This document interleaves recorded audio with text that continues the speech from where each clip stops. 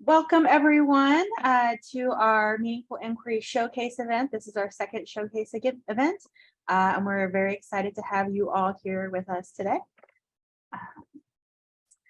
So for anyone who doesn't know, I think most folks have been a part of Meaningful Inquiry in some way or another, but just in case, here are all about the Meaningful Inquiry facilitators. So we're all here today, Amanda, Katie, Hannah, Chris, and myself.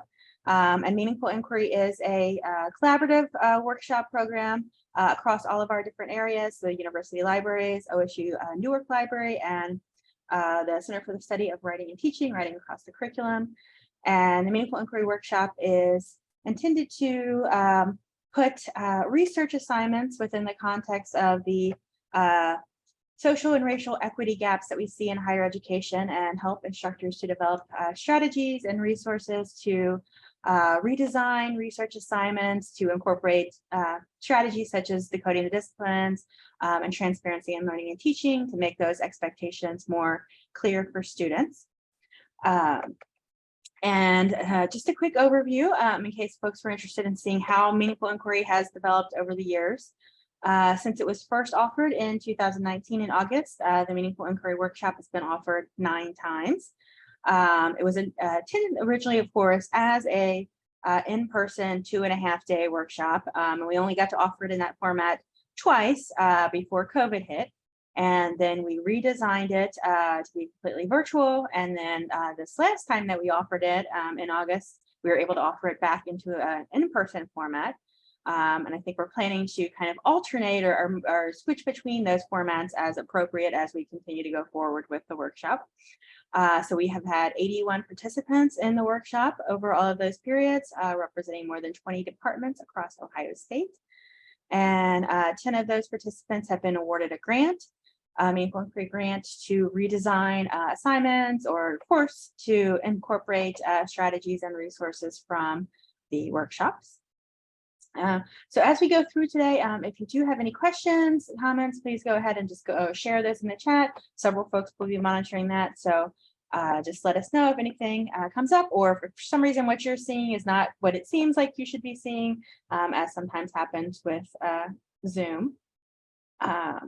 So we decided to hold the showcase event because we had heard from past participants that they wanted the opportunity to engage with other instructors who had also went through Meaningful Inquiry and to learn about how others had incorporated Meaningful Inquiry into their teaching practices, their assignment design practices. So we had our first showcase event back in August, and we've had our second one here. And so what we're going to do today is we're going to hear from 3 colleagues who have participated in Meaningful Inquiry. Jonathan, Ellen, and Jasmine are going to share their experiences. And then we'll just talk briefly about some of the opportunities that are available to those folks that have completed Meaningful Inquiry that are here today.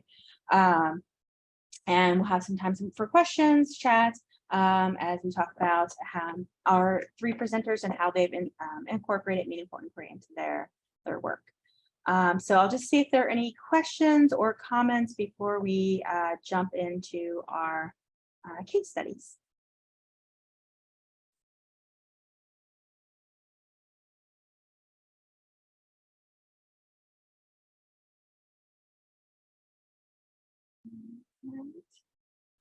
So again, not seeing any questions at the moment, but we'll go ahead and move forward. Please go ahead and do put any questions, comments, thoughts in the chat there. So we'll get ready to hand it over here to our first presenter, Jonathan Khaled, who is an assistant professor in evolution, ecology, and I'm not going to say that one, biology at Ohio State Marion. So I'm going to stop sharing and go ahead and let Jonathan share his screen.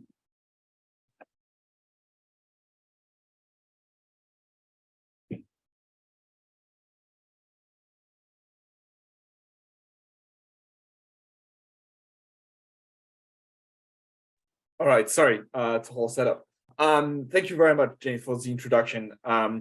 So thank you very much for the opportunity to talk this morning. I'm excited to kind of share with you where my implementation of the Meaningful Inquiry workshop knowledge and and information that I gained very well 2 years ago now, has gone, in particular because I just finished teaching this semester another version, yet a new iteration of that course. So what I've been doing on the Marian campus for the past few years is to implement authentic research in the classroom. And that's models that's been called course-based undergraduate research experiences. And that's what I want to talk about with you today. Cures, as they're often called, are kind of a very unique model of teaching because they engage students in an original research project, or, depending on your discipline, a creative contribution or something like that. And what we mean by that is we're really talking about research that is not known, whether it's by the instructor or even by the field at large. That is, students are addressing original, authentic questions that are relevant to the field of research. Those are really pushing the boundaries of the knowledge of the field, and the students will not find the answer to those questions in the literature. They're really doing something new, creating novel content. And those cures are course-based because they're integrated within the classes that the students take, and I'll come back to that in the next slide. And one of the keys, and maybe one of the more challenging, and I'll touch on that later, is that the goal is to produce deliverables of one form or another that are accessible to stakeholders. And depending on what it is that you're doing, the stakeholders are different. In my case, doing fundamental research, we're talking about other scientists. And so we would be talking about conference presentations, we would be talking about publications, things of that kind of format. Really interested in cures because they have been hailed as a major tool to address the equity gap. We know that undergraduate research is a high impact practice that has a very big impact on student success and retention. And we know that engaging in research is a rare opportunity when it comes to mentored internships in research groups, laboratories, and whatnot. Only a minority of students have access to those opportunities. And for a number of reasons that I'll bring up in just a second here, it often is not students from underrepresented group who have this opportunity. And so with Cures, we have this chance to engage everyone in the research process. And in doing so, we help overcome a number of issues that affect people and affect them not equally, I think is a really critical point here, which is the awareness of research opportunities, the awareness of the benefits of those research opportunities, societal biases, issues of identities. I am not good enough to be a scientist kind of problems, financial constraints, personal constraints. And so by bringing research into the classroom, we help overcome that and we start leveling the playing field. And that's really important to changing the representation, the demographics of our disciplines at a student level and at a professional level down the road. So we're helping fix pipeline leakage issues that are a consequence of the hidden curriculum and the way that we set up research opportunities at colleges. So in my particular case, the work that I've been implementing, thanks to the Meaningful Inquiry Workshop and the implementation grant, has been in EEOB 4510. And we just say EEOB, James, so we don't even have to worry about all of the words. And that's comparative vertebrate anatomy. As the number indicates, it's an upper level class. It's the highest level of classes we offer on the Marian campus. It's a course about the evolution and development of vertebrate anatomy. So we talk about mammals, birds, amphibians, fish, reptiles, a number of fossil forms as well. And we talk about how they came about both through development, that is from an embryo all the way to an adult form, and through evolution, that is changes over millions of years. I teach on the Marian campus. This is a class that meets for 3.295, so 3 hours and 15 minutes twice a week. So you can see we spend a lot of time together, 6.5 hours. There are no teaching assistants. I'm on a regional campus. I teach the entire course. The course is capped at 24 students. Enrollment has been around 15. So just to give you an idea of the context in which I've implemented what I'm about to describe. Before I had the opportunity to learn from the Meaningful Inquiry Workshop facilitators and my cohort of colleagues, the research project in the class was really a dissection project. What you can see here is the least gruesome image I could find in my archives of the dissection of a coyote. So students were dissecting what I would call non-model organisms, so a lot of wild vertebrates of Ohio. At the time, I had a permit from the state to collect those animals. Those are all salvage animals, so really the roadkills. And no animal was hurt for the purpose of science. Students would dissect the animals and illustrate their findings, write reports. Again, this is not something you would find in literature, but it wasn't necessarily of big research value or big significance for the field. And so after the Meaningful Inquiry Workshop, I transitioned to teaching this course in the form of a cure, first in the fall 2020, fully online for reasons you're all aware of. And then just this past semester here in person for the first time. And I'll detail kind of the format of the course in just a minute, but I want to take some time to acknowledge that in between these two iterations of the course, I was given a really great opportunities that influenced greatly how I've reworked the course. And that's that I was a faculty fellow for the Office of Undergraduate Research and Creative Inquiry for the past year or so, from August 2021 to actually the end of August 2022. We're still wrapping up some of the kind of products from this work. And so I'm going to shamelessly take 30 seconds to plug what's coming up out of this work, because I hope it will be of interest to folks. And we've put so many hours into this, we hope it will be of interest. We've got a workshop leading to teaching endorsement coming out this upcoming year here, probably spring 2023. It will be a fully asynchronous Carmen workshop on developing course-based undergraduate research experiences. It's a series of modules that lead you to actually develop much of a course. It's a very practical workshop. And I want to thank a number of folks who are here for their help on this, particularly Jane, who gave some feedback on this and enabled me to learn a lot from her teaching literacy workshop that she runs in the same kind of format.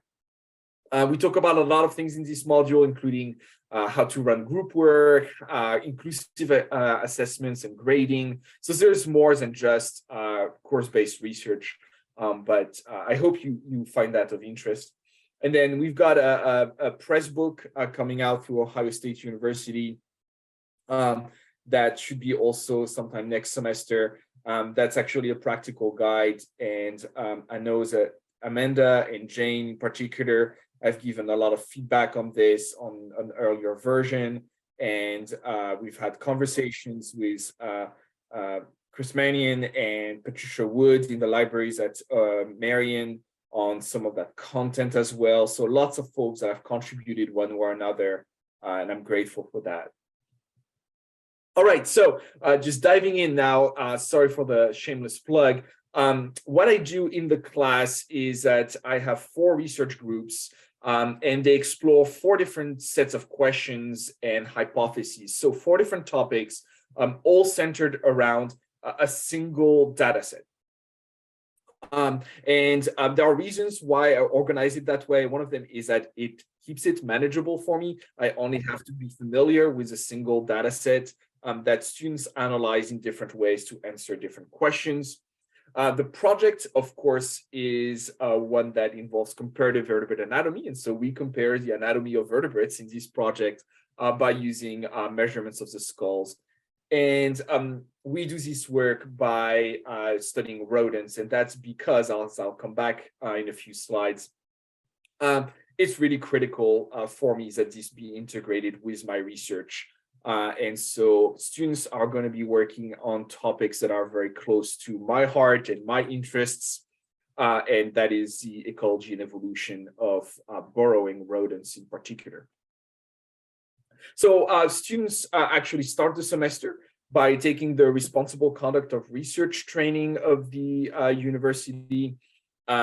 We also have an activity very first week on learning goals, and students actually work on both selecting pedagogical learning goals that they're going to be focusing on for the semester, as well as developing personal learning goals. We do an activity in which they provide me with some input for me to decide how I form the groups. And then once I form those groups, they come up with a group contract. So they actually meet with their classmates with whom they'll do research for the rest of the semester. And they develop their own group contract with some guidelines on my part to help them kind of stay the course throughout the semester. The entire project is framed around producing a research manuscript. And so we've got these 9 kind of different steps of the process that you see on the left side of the image here. And for each of them, the students work through this kind of workflow of first doing a tutorial in which I explain the nature of research, the nature of the literature, or the nature of informative figures or whatever it is. And then they do some reflective work in a workbook that they complete throughout the semester. It's heavily influenced by information literacy type of questions and topics. And then they do scaffolding activities that's in class, where they actually get some guidelines on how to go about writing particular elements of the manuscript, or making figures in Adobe Illustrator, or collecting data in ImageJ, or whatever it is. And then they have a group meeting to kind of put together their ideas. That group meeting is guided by an agenda that they've posted ahead of time on the class website. Again, they reflect one more time on their work before to put together this section of the deliverable. And every time students do a peer review of the work of their colleagues, and they get feedback from me. And so they have a chance the next time around to make corrections and change their work. So throughout this entire process, students get kind of very transparent assignments with a clear explanation of the purpose of each assignment, how it fits in the entire project, as well as some other kind of guidelines and step-by-step information. The work is graded using specifications grading. This is a method by which each assignment is assigned a check plus, or a check minus by myself on the basis of a particular criteria that are communicated to the students. And then it's combined with a kind of a contract grading approach. So students need to earn a certain number of checks and check pluses throughout the semester in order to qualify for particular grades. And that's what really drives the assessment process. My goal with that is to maintain rigor, but help students focus on learning by reducing anxiety and moving away from the grade as a target number. It also helps me recenter my role on feedback and mentoring. I spend way less time debating whether these particular assignments deserves an 81 or 82. Like, that is not the point. The point is, this is acceptable, good work, it deserves a check, or it deserves a check plus, or hey, you know, this is not really what we're looking for, it's a check minus, whatever it is, but then be able to spend more time providing feedback and guide students towards making iterations of their work, repeating and correcting their work with my feedback. Over the time, you can see here that I've not seen major changes in grading. I don't think it inflates the grade. I also don't think that it hurts the students. In fall 2018, I had none of this implemented. For the fall of 2020, I put in place this only on the research project part of the class. And then in the fall of 2022, I actually implemented this for the entire class. And you can see that the percentages of students with A's and B's is not changing very much. The online semester was a bit challenging for some students, and the numbers are a bit lower there. But otherwise, I don't see major changes. I think it's a very fair and consistent mode of grading, although I'll come back to that in a bit. So what has gone well? Lots of things. I'm very happy to say that it's engaged a lot of students in research. Even after the class, I have numerous students that want to stay engaged in research and join the lab. I had 3 students do that in 2020. And I've already had 2 students contact me after this semester who will be starting next spring. And so these students have the opportunity to build upon the work they did in class. 2 of them have done theses. So there's a lot of great things that come out of that for individual students. It's also been a relatively— Jonathan, sorry, I'll just jump in really quickly. If you just want to take about 1 more minute or so, just to make sure that we— yeah, I'm wrapping up. I've only got 2 slides left. Okay. It's also been very productive for me with some publications with students. And in general, of course, the benefit of the faculty fellowship. In general, what I see is a lot of things that we see in the literature for outcomes with students. A lot of it has been self-reported right now. But the students generally enjoy the work and learn a lot of transferable skills, which is a lot of my goal. Some things that have not worked quite as well. Maybe there are still some group issues and student issues, and I'm happy to talk about that some more. One of the big things that's been difficult for me is managing the projects with the late dropping students, where you end up losing students rather late in the semester. And now you have like higher loads of work on particular groups than others, and loss of data and so on and so forth. The data collection is an issue. Quality issues are a problem. I have some data control in place that raise that issue. And so there are some questions in my mind about the need to provide data instead of having students collect data. An ongoing problem is IT issues, equipment access, computer literacy is really big. And, in some ways, inclusive grading is not always received the way I wish it would be. And a lot of students are so focused on their grade that they sometimes just cannot go away from that and have a hard time relaxing. This is my last slide. Takeaways. Students think it's a lot of work, and it is. But I do think that there's a lot of benefits for them. And in general, I've seen that in what they write, in particular on the student evaluations. It's a very rewarding experience for them, although there are some students who struggle, in particular if they're underprepared in terms of writing and math in particular. It's a very time-demanding class to run. It's worth it for me because it's integrated with my research, and I would really recommend running cures that are integrated with your research activities that you benefit from, because the time inputs definitely, it takes away from research, and so it needs to kind of give back to research eventually. I think I'm getting to the point where I have a pretty good, consistent structure that's helpful to the students and me. The next step for me is to implement more time to fail for students, to make sure that they have the opportunity to revise more and do more work several times over to feel confident. So I'll end here. Don't forget the press book coming out soon. More details in there about not just my experiences, but some of my colleagues who answered a survey almost 2 years ago now, and a lot more kind of guidelines and best practices from the literature. So thank you very much. Thank you so much, Jonathan. So I think what we'll do is we'll ask folks, if you have questions for Jonathan, to go ahead and put those in the chat.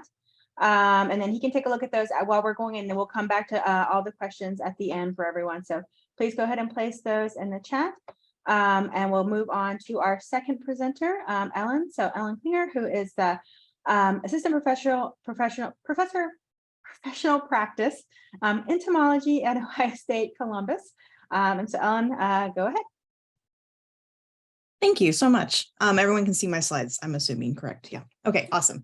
Yeah, so I'd just like to talk a little bit about some of the meaningful inquiry implementations I've made into one of our upper level entomology classes. This class is just a class on basic insect pest management, but it's usually taken by seniors and juniors, either in agronomy or entomology disciplines.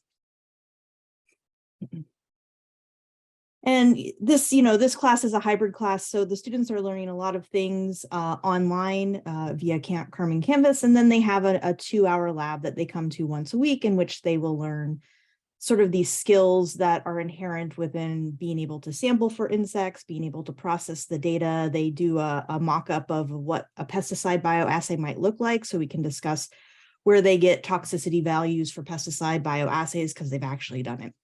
So it's a very hands-on experience and helps complement the stuff they've learned in lecture.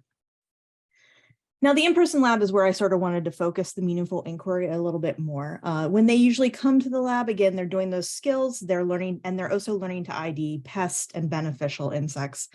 And here I've got some insects on the screen here. So the bottom insects are soybean aphids, and the top insect is a beneficial insect. And I'm going to leave it to you guys if you want to guess what insect that is, or if you know, you can put it in the chat. But I'll tell you at the end. It's always good to have a little mystique around insects, right? The assignments we have in this lab basically are like worksheets about the skills they're learning, a weekly insect ID quiz, so they're keeping up with their morphology and how to identify their insects. And then we have these cumulative assessments, and that's where I first wanted to focus my meaningful inquiry around both the final project and the lab practical. And the reason I decided that this class needed it is when I show a student something like this damaged leaf, they are very quick to be like, oh, I've learned that this damage is this specific insect within this crop system, right? This damage is caused by the flea beetle, and this is the chemical or the way that I can treat the flea beetle. And when we think about being in this discipline, being an entomologist, incorporating all this information, that's not how we look at it as experts in the field. And so the students are stuck sort of in this process of like, call and answer, or what's the answer to this?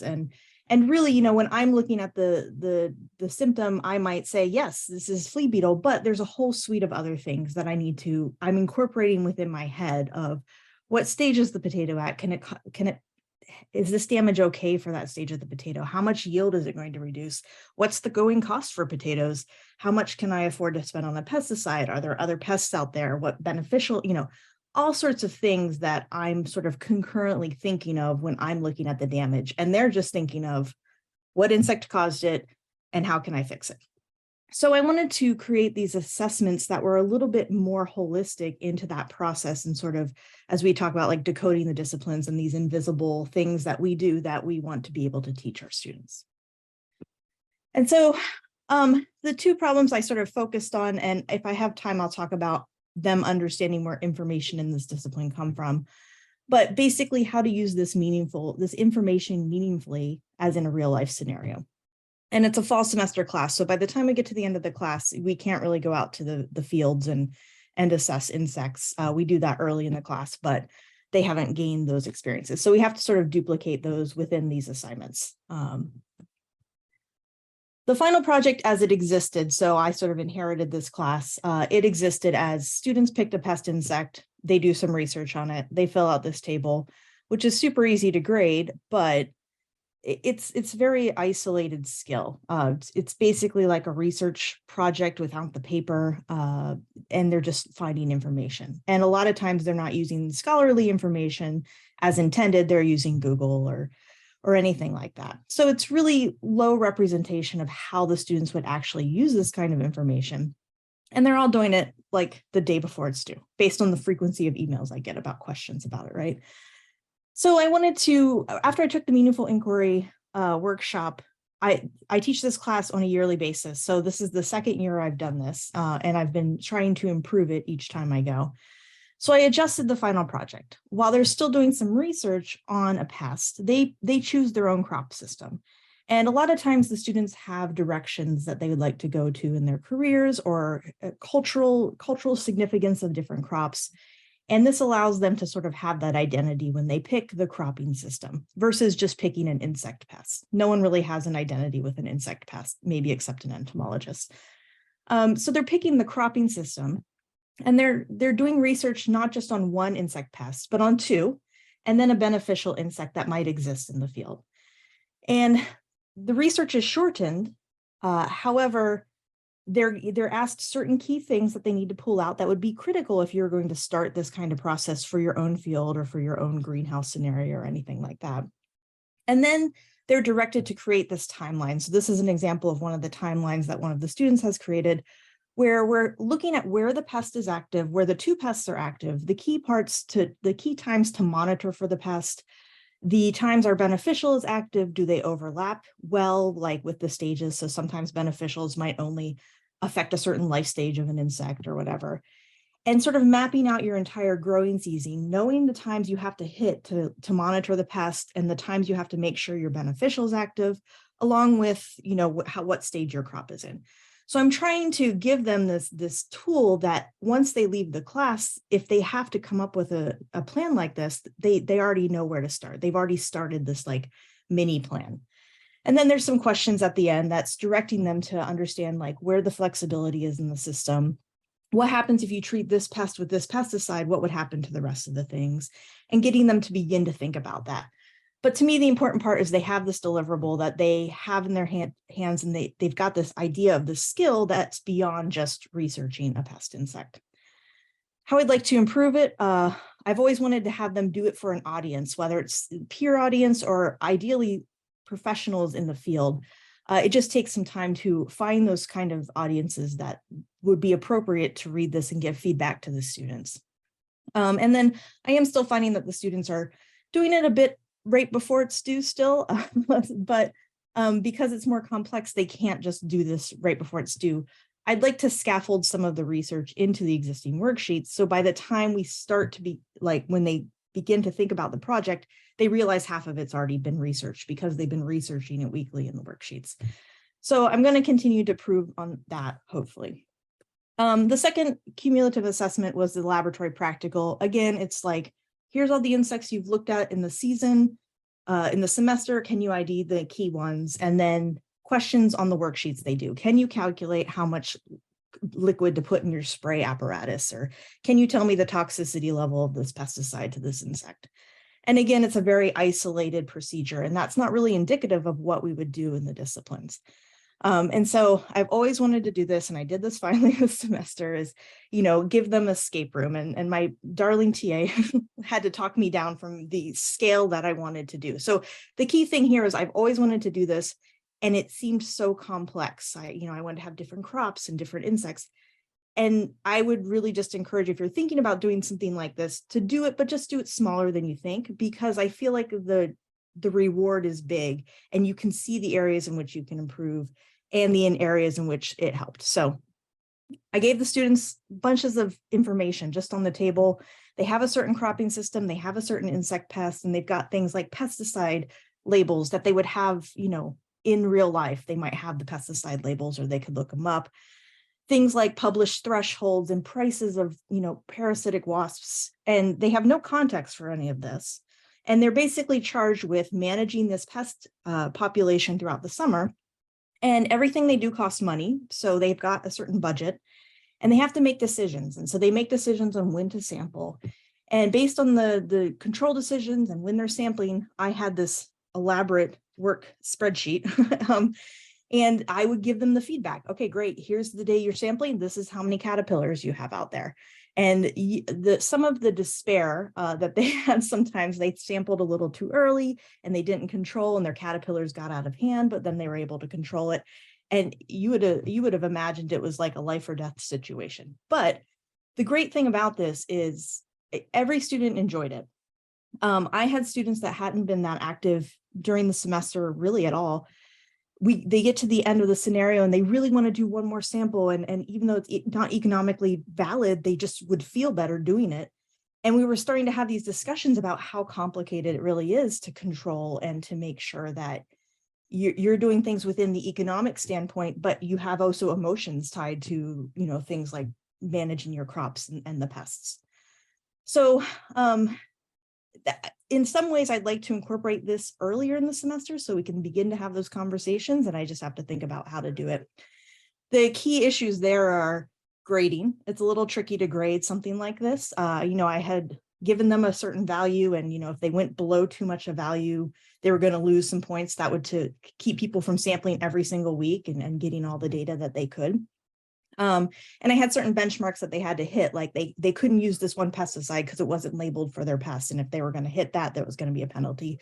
But, the groups all did fantastic and they really worked with each other. So thinking about ways that they can grade it, or they can create peer grading rubrics about what it looks like to be successful in this. These are things that I'm beginning to think of.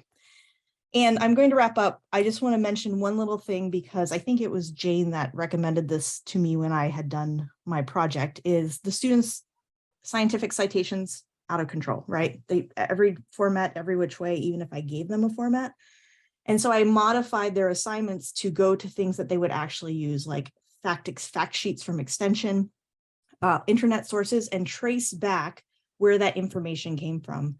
And that has been so much more successful. It gives them that context of something they actually use, and then finding those academic citations. And the other quick thing I want to say is, even though I've given them examples of citations and it would be crazy, I gave them something like this that was saying, hey, here's a citation. You can see how much is missing. And even with this little bit of information, you can use a university-based search engine and find the rest of the information. And that has really worked really well, because the formats of the citations have drastically improved. And spoiler alert, it was one of my own publications. And that just gives them reference, like, hey, these aren't just words out in the universe. This is actually, my professor doing something like this. So it gives them that context. So I want to thank you for that suggestion. So yeah, I'd like to make these more robust, more realistic, scaffold them, and then also find an appropriate audience for the students to share with. And the answer is, it was a ladybug larvae. So hopefully you guys all knew that, but now you do know it. So thanks, that's it. Great, thank you so much, Ellen. So again, we'll save the questions to the end, but you can go ahead and place those in the chat if you do have questions for Ellen. And then we will move on to our last presenter, Jasmine Roberts-Cruz, a lecturer in the School of Communication at the Ohio State Columbus campus. So I will go ahead and turn it over to you, Jasmine. All right. Hey, y'all. Let me go ahead and get my PowerPoint up. So I am the non-science person in the group, but I think that's really useful, right? So we can talk about how the Meaningful Inquiry Grant can apply to many disciplines, right? So I'd like to go ahead and begin just talking about the process. And so I received acceptance of the grant, which I was really excited to receive in spring 2021. It seems like it was like 2019, because the pandemic has just messed up all of our sense of time. And to be quite transparent with you all, when I submitted my application for the grant, I thought I had this idea in place. And so when I actually received that acceptance, for some reason, that idea didn't feel right anymore. So I was a little lost, to be, again, transparent. So I met with Amanda and Jane during the summer and even parts of autumn of 2021, just to kind of figure out ways in which I can still utilize this grant and how it would be beneficial for the class that I'll talk about in just a second. So I went ahead and implemented the project in autumn 2021 semester, and as well spring 2022 semester. So let's go ahead and get into how exactly I applied the Meaningful Inquiry Grant. So I teach a class here at Ohio State. It's an amazing class. It's COM 4337. The title of the class is Public Communications Campaigns, and it's essentially the School of Communication seniors capstone course. So it's a big, big deal. This course, it really should happen throughout the entire academic year, but it's only one semester.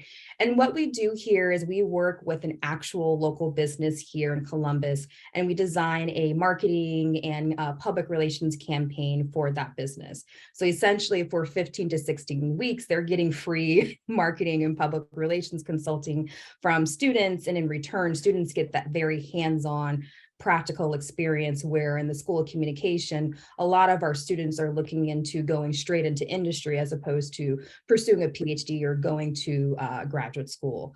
And so I teach 2 sections of this class. There are approximately 35 to 40 students, which for an Ohio State class, that is awesome. And it's held twice a week. So it is just me teaching this class. I do not have a TA. And so it was just me trying to figure out how exactly do I implement the Meaningful Inquiry grant. So as I was talking this through with Amanda and Jane, I found I wanted to focus in on the market research component of the project. And so that is the part of the campaign process that the students have to actually do. And what I mean by that is they're essentially just proposing a campaign to the client that we work with. They're not actually implementing those strategies and tactics that we propose, because that would be obviously more of an internship situation, and we would want them to get paid for that. But the market research they are implementing so that they have well-informed strategies and tactics for our clients.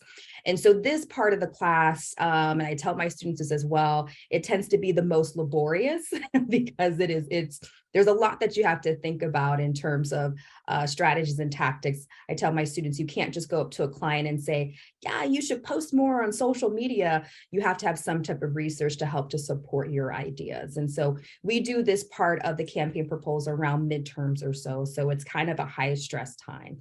And so what I wanted to do as a result of really thinking about what do we mean by meaningful inquiry is really encourage students to think about what are other ways that we can conduct research. I think, unfortunately, students are socialized to think that research is only one way, and that typically comes from a very scientific white Western way of producing research. Research has existed and continue to exist beyond, white Western research practices, right? And so I wanted students to think about that, but I also wanted them to think about what are other methods that are out there that we traditionally don't see or cover in communication classes beyond surveys and focus groups. So for time's sake, I'm not going to be able to go into too much detail about alternative and traditional market research methods, but essentially alternative market research methods are ones that are beyond focus groups, surveys. So again, some of the typical research methods that you hear in a communication research class. And in my next slide, I just go into detail about why these methods are useful, but I feel like I kind of touched on that. Again, it really interrogates what counts as research. I would argue that alternative market research methods are more consumer focused, right? So it's more participatory research as opposed to more so those surveys and focus groups. They still position the researcher as the authority, right? Whereas the alternative market research methods really invite the participants to truly be a part of that knowledge creation process. And so how I essentially explained this to my students and how I went through that process, students, they're put into groups. They actually get to choose their own teams, which they love that. And they have 2 audiences that they are essentially touching on in their campaign proposal.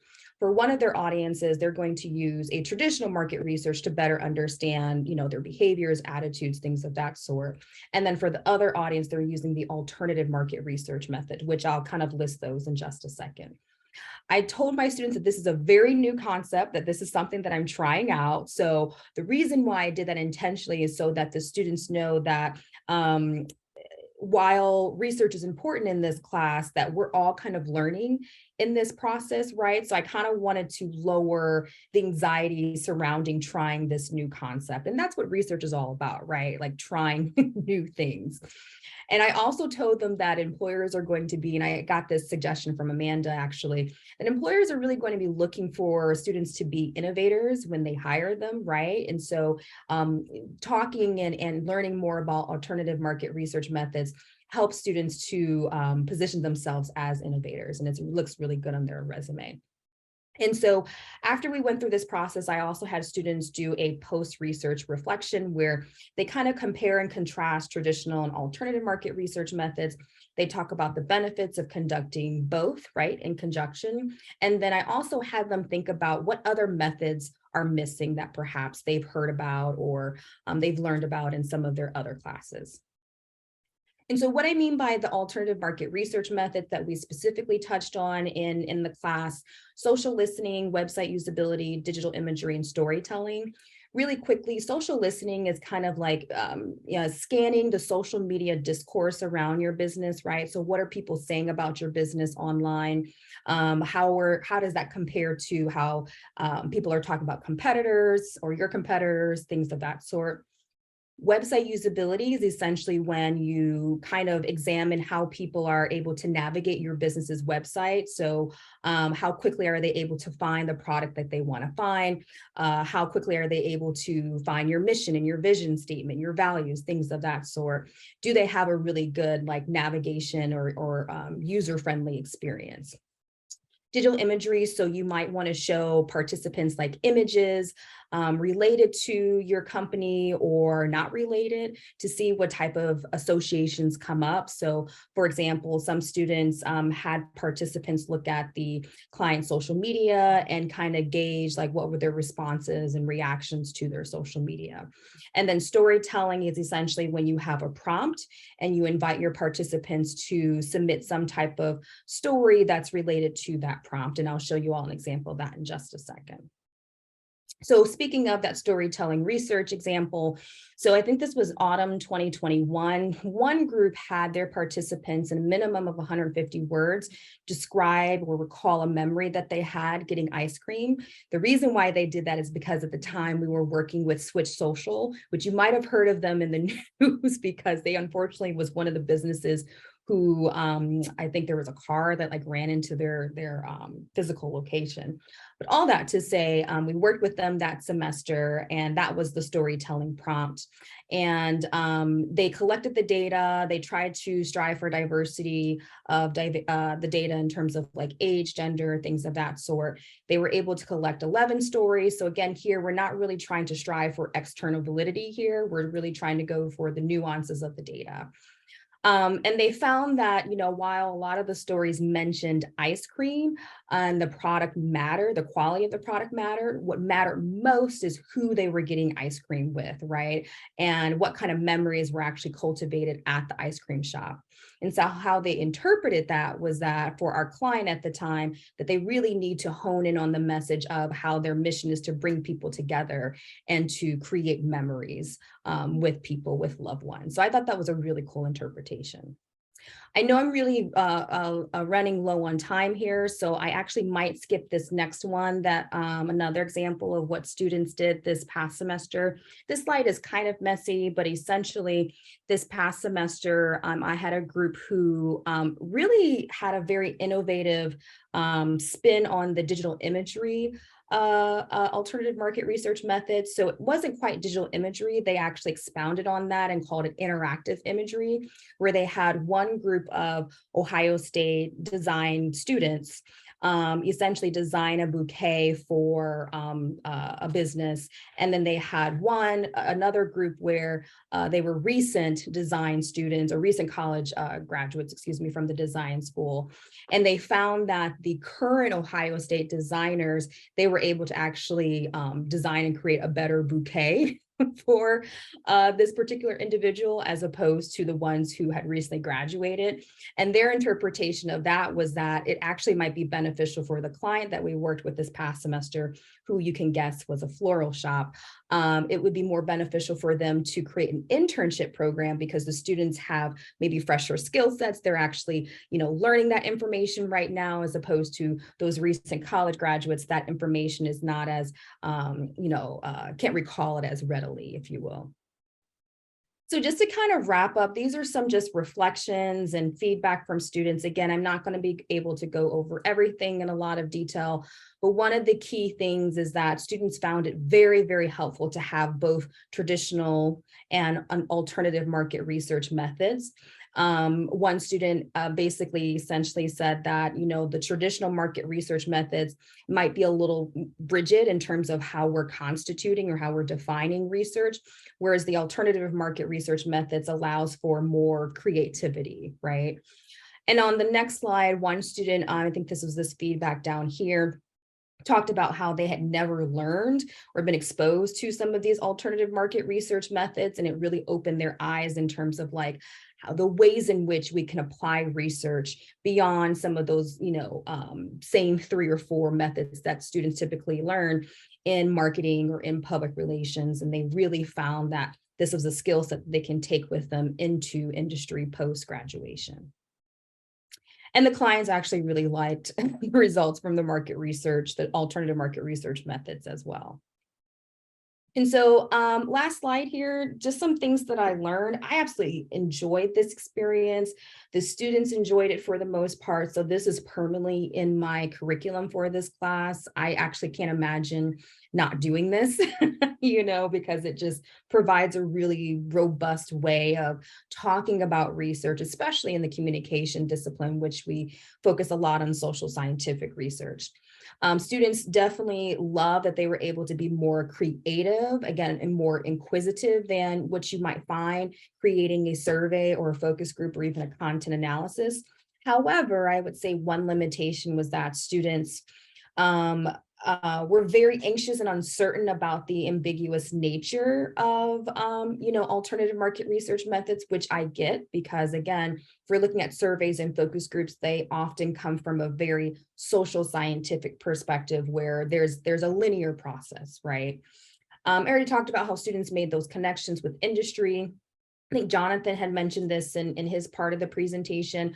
I also did not see any major grade changes, but I definitely will say some of my students who have already graduated or are taking other classes, they've essentially reported back to me and said, hey, actually in my internship, we're doing something very similar to digital imagery, or in my internship, I recommended that we do a storytelling method for our market research, and my boss actually really loved it. So getting that feedback from former students is invaluable. Love that. And then I actually no longer require the post-research reflection because I feel like some students were kind of approaching it as busy work. So I'm going to have to kind of re-examine how I want that reflection process to go. So I've already talked enough. Thank you so much for listening to me. I like I said, I absolutely enjoyed this experience and I look forward to answering any questions that you might have. Thank you so much, Jasmine. That was great to hear. So yeah, thank you to all of our presenters today. It was great to hear all of these ways that you all have incorporated meaningful inquiry into your courses. So we wanted to open it up. We have a few minutes left for some questions. I know there's been some discussion going on in the chat. I don't know if there's anything that we wanted to highlight from there, Amanda. And then you can also, if you want to ask a question, raise your hand, let us know. Or you can unmute and just also ask. I'll give a quick recap. Nicholas shared that he and his colleague Amy Kaleza are doing some work that Jonathan may be interested called the there's a survey, or they're looking at evaluating student science identity and STEM community traits that predict student persistence in the sciences. So it looks like there may be some common interests that are emerging from today's conversation. And Hannah mentioned that she loved that there was unexpected emotional ties in some of the work that Ellen was doing for the students. And Nick asked a question related to Ellen's escape room choose your own adventure activity, and Ellen provided some explanation there. I won't go into depth in the details, but I encourage folks to take a look.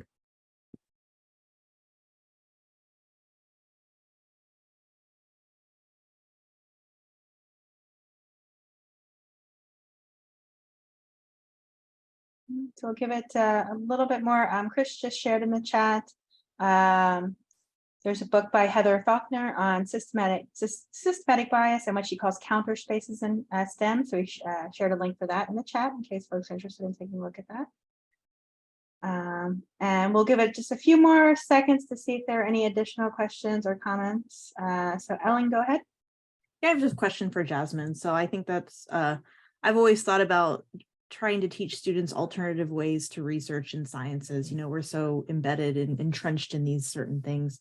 Did you, and I apologize if I missed this, if I was typing the comment, did you experience, what kind of pushback did you experience from students? Did they feel like the alternate ways weren't as robust as what they were, and what they normally use? And how did you sort of overcome that?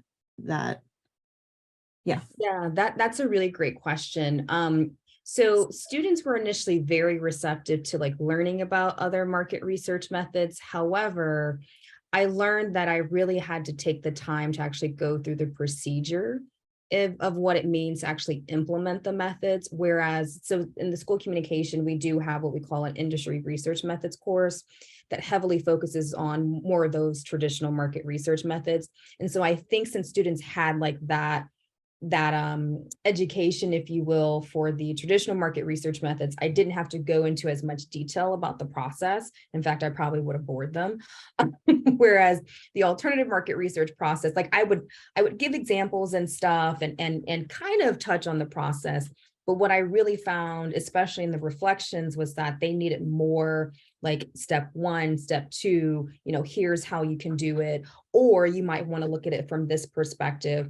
If you were conducting a storytelling, method, what are some steps you would take, right? So some of those questions, not only questions like in terms of like, this is how you typically do it, but also questions in terms of like, hey, how would you do this?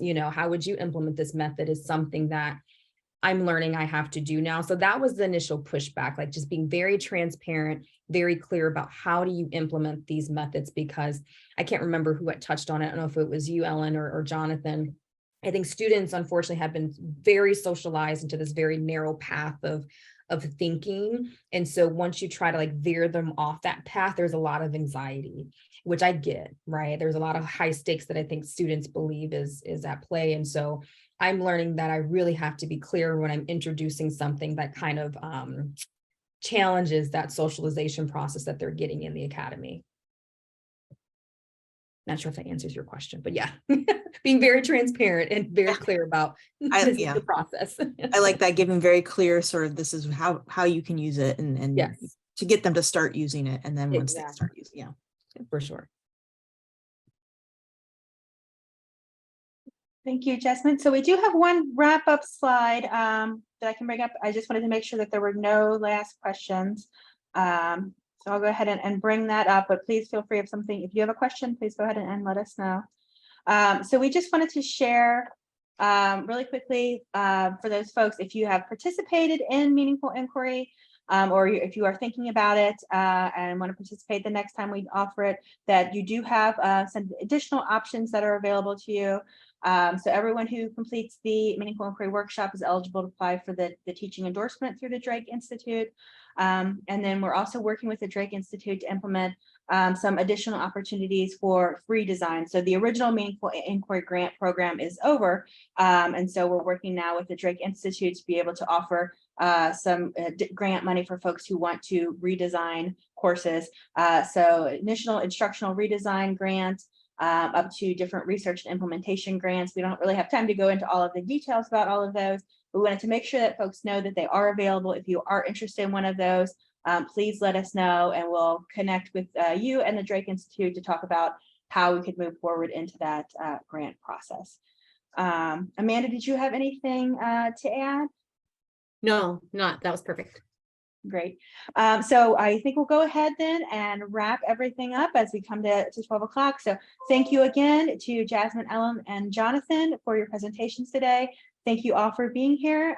Hope you all have a wonderful break and Happy New Year.